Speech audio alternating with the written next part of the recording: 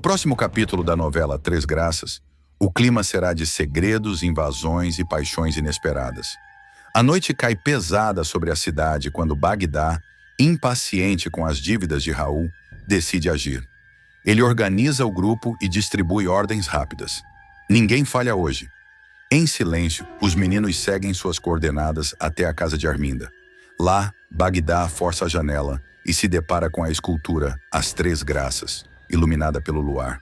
Um símbolo que parece observar o crime prestes a acontecer.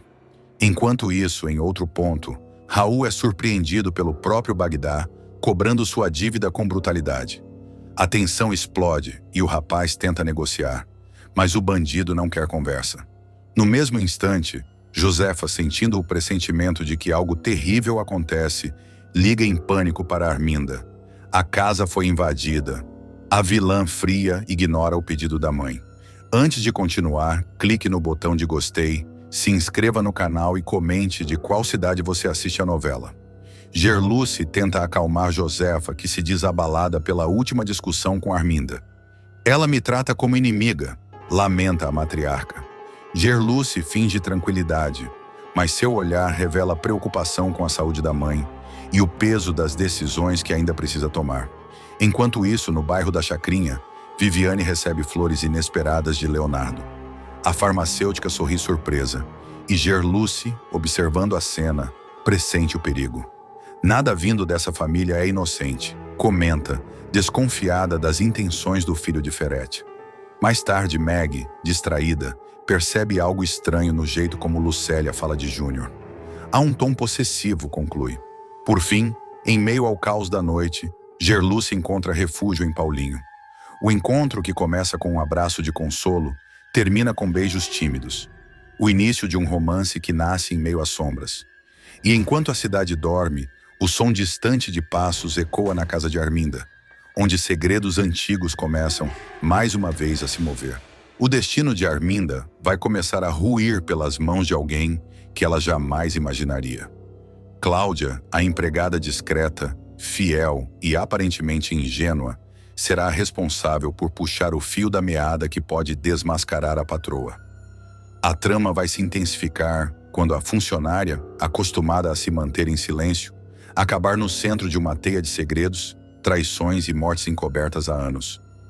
Tudo começará quando Josefa, em um raro momento de lucidez e coragem, decidir abrir o coração para Cláudia. A idosa, desconfiada das atitudes sombrias da filha, contará que Arminda e Ferete mantêm um relacionamento às escondidas desde os tempos em que Rogério ainda era vivo. Aquela mulher nunca amou ninguém além do dinheiro, dirá Josefa com a voz trêmula, antes de acrescentar. E esse Ferete é mais perigoso do que parece. Rogério sabia demais e, por isso, pagou com a vida. Essas palavras cairão como uma bomba no coração da funcionária. Cláudia, que sempre acreditou trabalhar apenas para uma família excêntrica, começará a perceber que vive em uma casa tomada por fantasmas. A partir daí, ela passará a observar cada gesto de Arminda com novos olhos, reparando nos cochichos, nas ligações às escondidas, nos olhares nervosos que a patroa lança sempre que alguém toca no nome de Rogério. Certa noite, enquanto encerra o expediente, Cláudia ouvirá uma conversa tensa vinda do escritório. A voz de Ferete, fria como aço, dirá: se alguém descobrir o que aconteceu naquela noite, você vai pagar junto comigo. Arminda responderá, quase sussurrando: ninguém vai descobrir. Eu me encarrego disso. O coração da empregada disparará. Ela encostará o ouvido na porta, mas o ranger do assoalho a denunciará. Silêncio. Em seguida, passos rápidos se aproximam. Cláudia corre, finge estar limpando o corredor, e Arminda aparece, altiva. O que faz aqui a essa hora? O expediente já acabou. O olhar de Cláudia tremerá, mas ela disfarçará. Eu ia apagar as luzes, dona Arminda. A patroa dá um meio sorriso que mais parece uma ameaça. Acho que está se metendo demais onde não é chamada, menina. Nos dias seguintes, Arminda começará a desconfiar que a empregada sabe mais do que demonstra. Ferete insistirá para que ela a demita, mas a vilã decidirá mantê-la por perto, para vigiar. Prefiro o inimigo ao alcance dos meus olhos, dirá, enquanto acende um cigarro diante do espelho. Mas Cláudia continuará investigando. Empurrada pela curiosidade e pelo medo, ela descobrirá o quarto trancado do casarão, o mesmo onde Arminda esconde a escultura misteriosa das Três Graças. O objeto, coberto por um lençol e cercado de velas apagadas, emite uma presença estranha, quase opressora. Cláudia se aproximará, passará a mão sobre o mármore frio e perceberá uma fissura na base. Dentro dela, algo metálico brilhará. Antes que possa ver o que é, ouvirá passos no corredor e se esconderá atrás das cortinas. Arminda entra, pega a chave do bolso e tranca a porta com pressa, murmurando: "Se alguém descobrir, acaba tudo." Apavorada, Cláudia escapa por uma passagem lateral da casa e corre para o quarto dos fundos, onde divide o espaço com Josefa. A idosa, pálida, pergunta o que aconteceu. Eu vi a estátua. Ela esconde alguma coisa lá dentro, dona Josefa." A senhora, tremendo, responde: "Aquela escultura é o símbolo da maldição dessa família. Rogério queria se livrar dela antes de morrer." As duas trocam um olhar silencioso, pesado de pressentimento. No dia seguinte, Arminda fará uma inspeção minuciosa pela casa. "Estou achando que tem empregadas demais nessa história", dirá, seca, encarando Cláudia de modo intimidador. Ferete, sentado ao lado, observará tudo em silêncio enquanto a vilã prossegue. "E certas pessoas estão se esquecendo de que curiosidade pode ser um veneno." A tensão aumentará quando Josefa, sem medir as palavras, afirmar diante da filha e da empregada: "Rogério foi assassinado, e eu sei por quem Arminda se virará num rompante, com os olhos em brasa. Mas antes que possa reagir, o telefone tocará e interromperá o confronto. Josefa aproveitará para sair de cena, deixando a filha transtornada. Cláudia, por sua vez, tentará agir normalmente, mas o medo será visível. A cada barulho, ela se sobressalta. A cada olhar de Arminda, sente-se mais próxima do abismo. E mesmo assim, a curiosidade a consome. Certa madrugada, movida por um impulso inexplicável, Cláudia voltará ao quarto proibido. Usará uma cópia da chave feita às escondidas e abrirá a porta, o coração batendo descompassado. Ao levantar o lençol, verá novamente a escultura das Três Graças. Mas agora, sob uma nova luz, perceberá algo ainda mais perturbador. Manchas vermelhas antigas, quase imperceptíveis, escorrendo pela base da peça. "Meu Deus!" sussurra recuando. Nesse instante, ouvirá a voz de Arminda atrás dela. "Curiosa, não é? Quer saber o que aconteceu com o seu antigo patrão?" Cláudia congela. A patroa segura uma lanterna, o rosto iluminado de baixo, como o de um demônio. "Você devia ter ficado quieta. Agora já é tarde." A partir daí, o jogo de gato e rato entre as duas tomará proporções perigosas. Cláudia tentará se afastar, mas Arminda começará a manipulá-la, oferecendo dinheiro, promessas de promoção e depois ameaças veladas. "Você não quer perder o emprego, quer? Nem a língua, imagino." Enquanto isso, Josefa percebe que a empregada está em apuros e tenta protegê-la, mas sua saúde frágil e a constante vigilância da filha a impedem de agir com firmeza. Ainda assim, ela alerta: "Se Arminda desconfiar de você de verdade, ela te some do mapa." Mas Cláudia já está envolvida demais. Ela começará a anotar tudo o que ouve e vê: datas, nomes, ligações, visitas de Ferete e até registros dos remédios que Arminda manda manipular. Aos poucos, formará um verdadeiro dossiê e passará a ser uma ameaça viva para a vilã. Em uma noite decisiva, Arminda encontrará o caderno escondido no quarto da funcionária. Folheará as páginas, os olhos arregalados de ódio. "Então é isso. Ela está me espionando." Ferete, ao saber, tentará acalmar a parceira. "Deixe que eu resolvo." Mas Arminda não confiará em ninguém. "Não, eu mesma vou dar um jeito nessa fofoqueira." O clima dentro do casarão se tornará sufocante.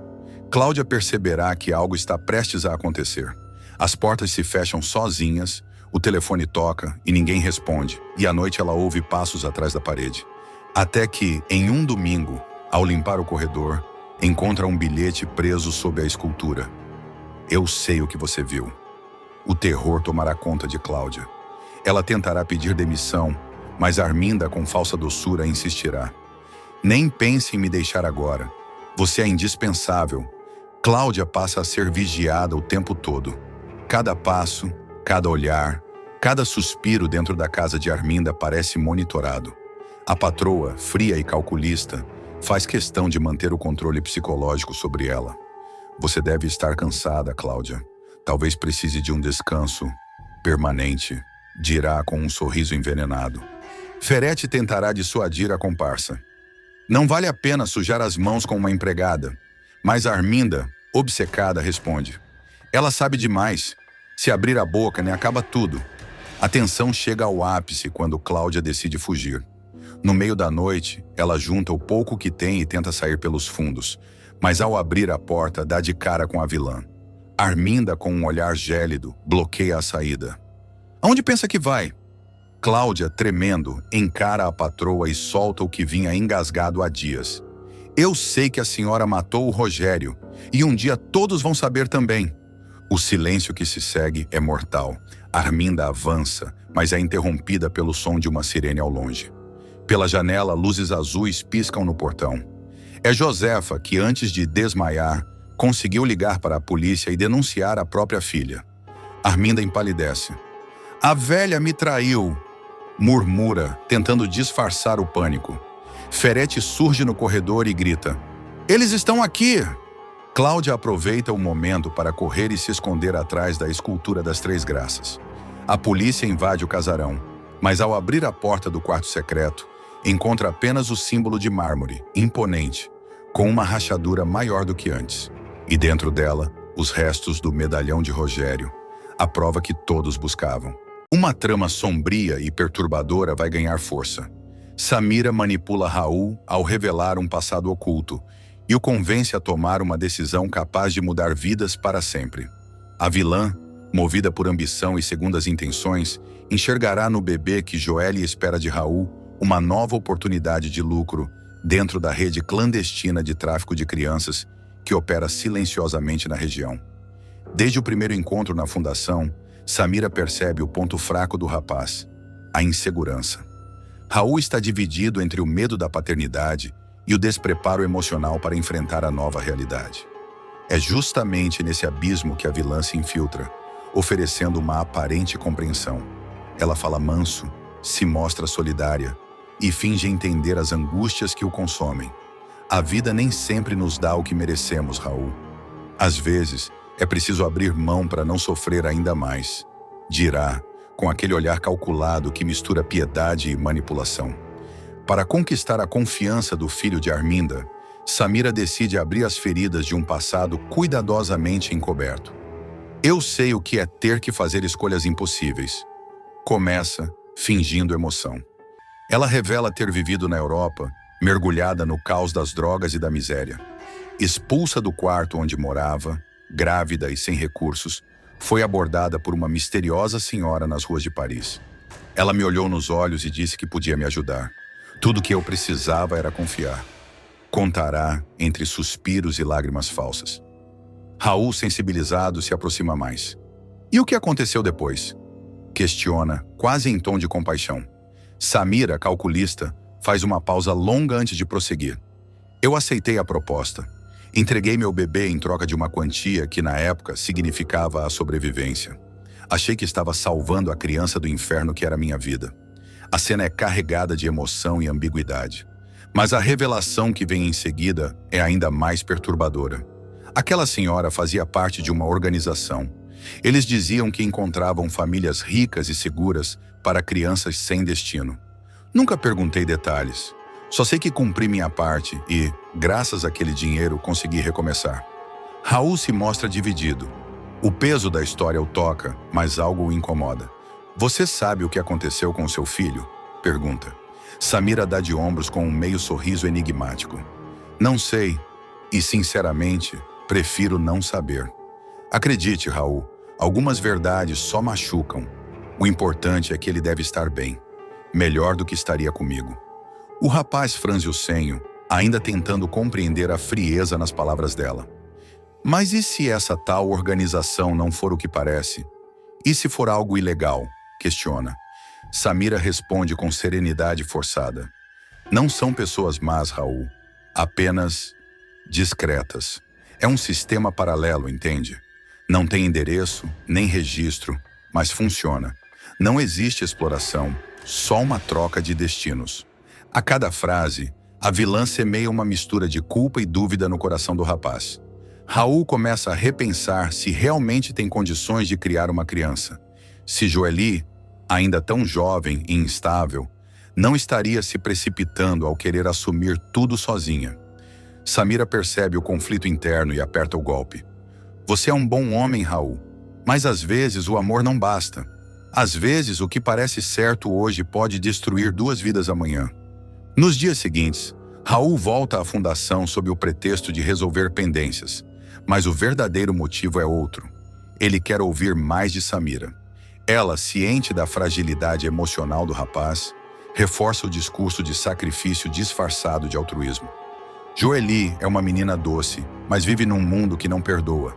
Você sabe disso. Criar um filho assim é condená-lo à pobreza, à rejeição. Pense bem, Raul. Você quer isso para ele? Enquanto fala, Samira se aproxima, toca-lhe o braço e o encara com ternura fingida.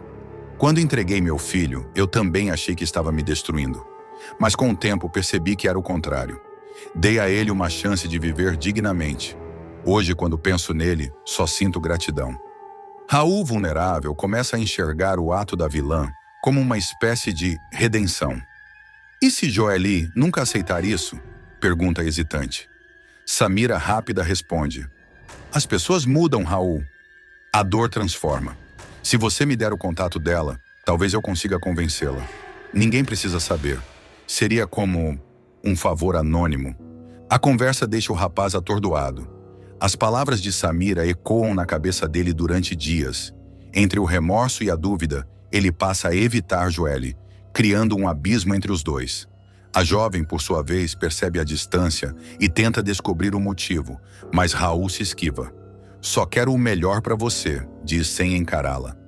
Samira sabe que o plano está funcionando. Ela manipula cada gesto, cada palavra, para parecer a conselheira sensata que Raul nunca teve. Em uma nova conversa, finge preocupação. Não quero ver você se perder, Raul. Essa criança precisa de um futuro. E se você realmente ama Joely, deveria ajudá-la a entender que abrir mão pode ser um ato de amor. Em paralelo, a vilã mantém contato com Ferret, seu verdadeiro cúmplice na rede de adoções ilegais. Juntos, eles planejam o próximo passo. O garoto é fácil de influenciar. A menina vai resistir, mas com a abordagem certa, cede. Tudo é questão de tempo, comenta fria. Ferret sorri, satisfeito. Trate de garantir o acordo antes do parto. Depois disso, as coisas se complicam. O jogo de Samira é perigoso e cruel. Ela sabe manipular emoções com precisão cirúrgica, alternando entre o drama e a compaixão. Raul, sem perceber, já está preso à sua teia. A cada conversa, ele se convence de que talvez vender o filho, como ela fez, não seja um ato de egoísmo, mas de salvação. Enquanto isso, Joely sonha com a chegada do bebê, alheia à trama que se desenha nas sombras. Ela se emociona ao preparar o enxoval simples, confiante no amor de Raul. Mas nas entrelinhas, o destino do filho está sendo negociado por mãos frias e calculistas. Certa noite, Samira o encontra novamente. A conversa é tensa, mas íntima. Você sabe, Raul, o mundo não é justo. Às vezes, os mais puros sofrem mais. Joely é uma dessas almas. E essa criança pode ser o fardo que vai arrastá-la para o fundo. Pense como pai. Seja racional. Raul hesita, os olhos marejados. Eu só não quero que ele passe o que eu passei. Nem ela, Samira, se aproveita. Então me escute. Existe uma família disposta a cuidar dele. Gente boa, discreta, de fora. Você não precisa se envolver. Só me diga quando e onde o bebê nascerá. Raul fica em silêncio. A vilã percebe que venceu mais uma batalha psicológica. Ao se despedir, ela o beija no rosto e sussurra. A vida é feita de decisões, meu caro. As erradas são as únicas que deixam cicatrizes. Samira, cada vez mais envolta em sua própria teia de mentiras, Percebe que Raul está totalmente vulnerável. Ela o manipula com maestria, alternando entre a imagem de mulher arrependida e conselheira experiente. Você é diferente dos outros, Raul. Tem coração, tem culpa, e é por isso que vai acabar fazendo o que é certo. Diz, fingindo emoção enquanto o observa ceder aos poucos. Raul, ainda confuso, começa a justificar a si mesmo. Talvez o que você disse faça sentido. Joelle é tão nova, não sabe o que vem pela frente. E esse bebê não merecia sofrer. Samira aproveita o momento e se aproxima com frieza calculada. Ninguém vai julgar você. É só um passo difícil que precisa ser dado por amor. A vida continua e você vai entender que, às vezes, perder também é uma forma de proteger. Nos dias seguintes, Raul evita Joelle e passa a agir de forma estranha. Ele tenta convencê-la a pensar em outras possibilidades, mas a moça, tomada pela alegria de ser mãe, rejeita qualquer ideia que envolva separação. Esse bebê é meu e seu, Raul. Eu vou lutar por ele, mesmo que sozinha. O rapaz se cala, dominado pela culpa e pela dúvida. Samira, à distância, observa tudo com o olhar frio de quem já traçou cada movimento do jogo. Em uma nova visita à fundação, ela entrega um cartão escrito à mão, com um número sem identificação. Quando decidir o que é melhor, me ligue. Eu cuidarei de tudo. A promessa soa como um veneno doce, e Raul o guarda no bolso, sem coragem de jogar fora. Enquanto isso, Joelle começa a desconfiar das ausências do namorado e do comportamento tenso. Em uma conversa com Gerluce, desabafa. Ele tá diferente, sabe? Parece que tem medo de mim, medo do bebê. Gerluce tenta acalmá-la, mas pressente que há algo errado. Na mesma noite, Samira se reúne secretamente com Ferete. Ele já está pronto. Só falta o empurrão final, afirma ela. Ferete sorri, satisfeito. Certifique-se de que a menina não interfira. Esse bebê vale ouro. A vilã garante que tudo está sob controle e promete agir antes do parto. Raul, atormentado, passa noites em claro. As palavras de Samira ecoam como uma sentença. Abrir mão também é amar. Dividido entre o medo e a responsabilidade, ele pega o telefone e encara o cartão que carrega consigo. O símbolo do pacto sombrio que está prestes a firmar. Gerluce viverá um dos momentos mais intensos e assustadores de sua trajetória. Abalada pela doença da mãe e sem recursos para comprar os remédios, ela tomará uma decisão que jamais imaginou. Invadir o quarto secreto de Arminda, onde repousa a famosa estátua das Três Graças, e pegar parte do dinheiro que Ferete costuma esconder por lá. O que a jovem não esperava é que esse ato impensado se transformaria em um verdadeiro encontro com o inexplicável. Tudo começa numa noite silenciosa, quando Gerluce chega à mansão de Arminda. O casarão parece respirar, cada estalo do assoalho soa como um aviso. Com o coração acelerado, ela segura a lanterna e sussurra para si mesma. É só um empréstimo, nada mais. Eu devolvo quando puder, mas sua voz treme. E a dúvida já denuncia que algo não está certo. A porta do quarto das Três Graças se abre com um rangido quase sobrenatural. O ar ali dentro é pesado, como se o tempo tivesse parado. A estátua, iluminada por uma fresta da janela, parece observá-la com um olhar silencioso. Gerluce hesita, ajoelha-se diante da imagem e faz uma prece. Santa Rita de Cássia, me perdoe. Eu tô fazendo isso pela mamãe. Ela tá sofrendo e eu não tenho outro jeito. As lágrimas escorrem, mas a necessidade fala mais alto. Ela abre uma das gavetas e encontra uma sacola com maços de dinheiro, bem arrumados, envoltos em lenços finos. O cheiro de perfume caro se mistura ao medo que toma conta dela. A mocinha respira fundo, toca nas notas e sente o peso do pecado pela primeira vez. É então que o inexplicável acontece. Um vento forte invade o quarto, mesmo com as janelas fechadas. A porta se bate com um estrondo, trancando-a por dentro. O barulho ecoa pelos corredores e Gerluce grita desesperada. Tem alguém aí? Me ajuda, pelo amor de Deus. Nenhuma resposta.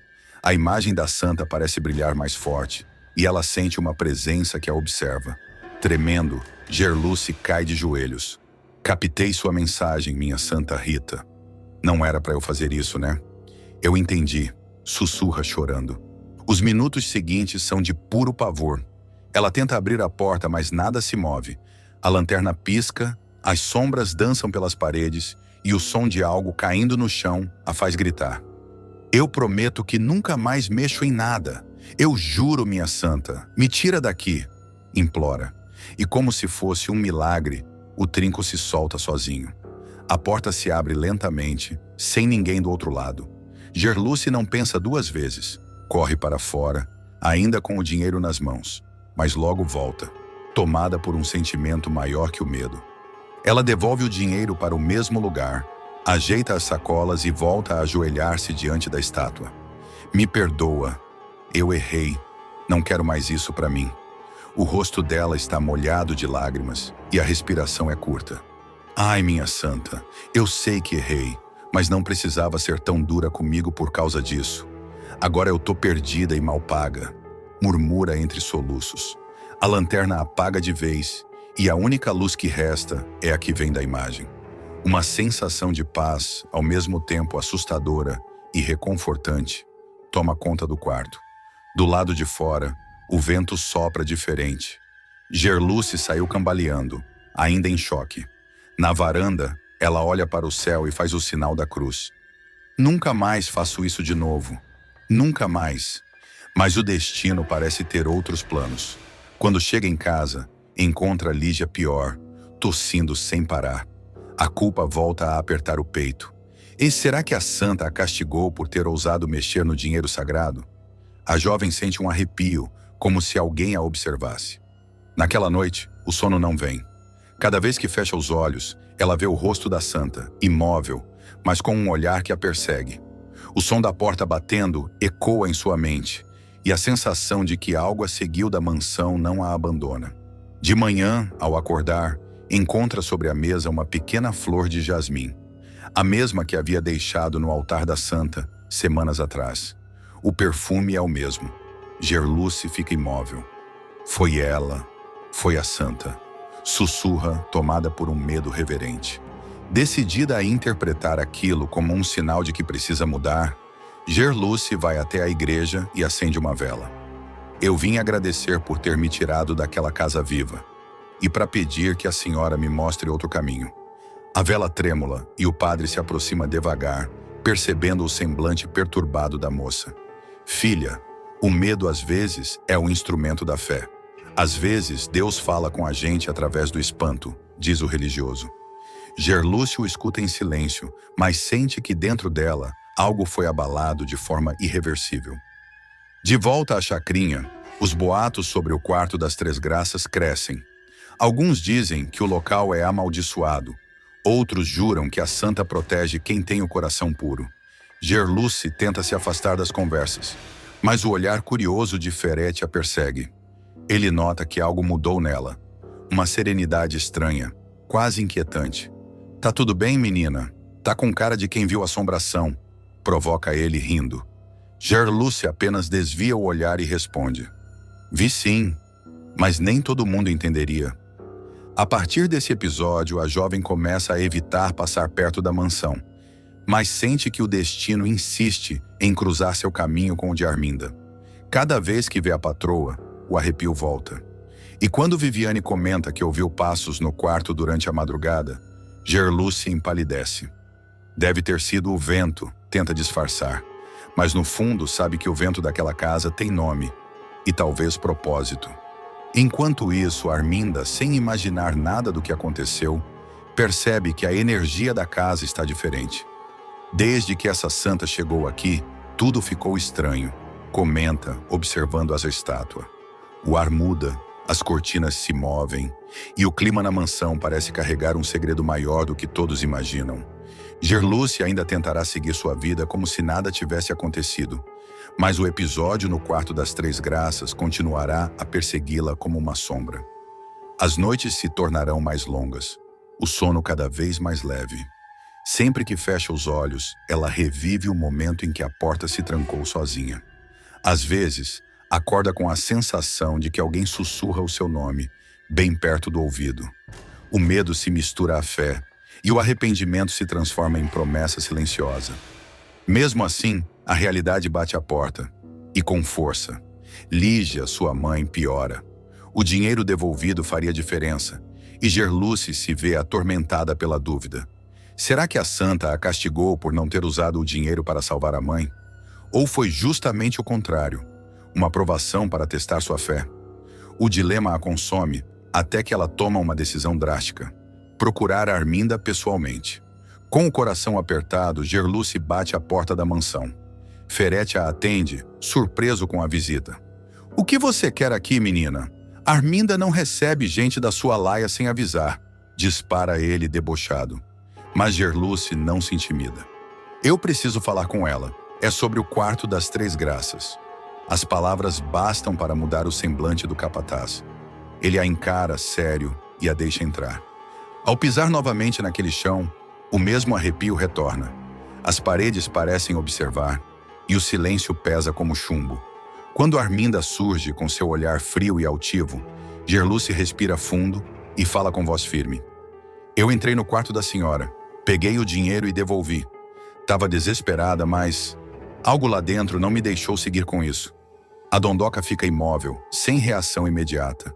Por um instante, o rosto dela endurece ainda mais. "Você fez o quê?" pergunta, entre raiva e curiosidade. Gerluce se ajoelha, chorando. "Eu devolvi tudo, juro por Santa Rita. Eu só queria comprar os remédios da minha mãe. Mas quando a porta se fechou, eu entendi. Não era para mim." Arminda, em silêncio, observa a moça com olhos que escondem mais do que revelam. "Você teve coragem de me confessar isso? Sabe que poderia acabar presa?" pergunta num tom gélido. Gerluce, sem medo, responde. "Prefiro pagar o preço do que viver sem paz." Arminda não vai economizar veneno. Ela vai destilar cada palavra como quem afia uma lâmina. Ao saber, através de Ferete, que Gerluce tem ligações com um policial chamado Paulo Heitz, a megera sente o ar mudar à sua volta. Não é apenas ciúme de patroa, é pavor calculado.